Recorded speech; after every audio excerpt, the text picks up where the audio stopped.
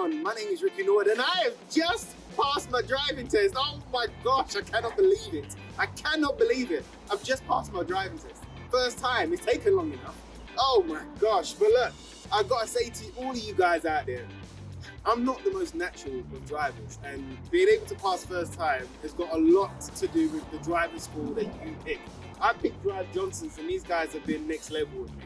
Not only did they assign me a top instructor, but anytime that I had a question or a query or needed help or support, I could always phone the office. Not only that, but they provided me with all the online help, all the learning materials, the manuals, everything that you needed to make sure that you passed first time. Now, I passed first time. So I'm overwhelmed, I'm buzzing. I can't thank driveJohnson enough.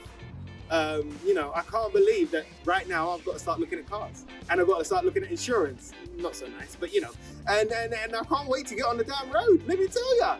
But honestly, from the bottom of my heart, driveJohnsons, you've been fantastic. Thank you for all the love, the support, the learning, everything. Everything that you provided has just been top notch, and I wouldn't have been able to have done it without you. So thank you so much.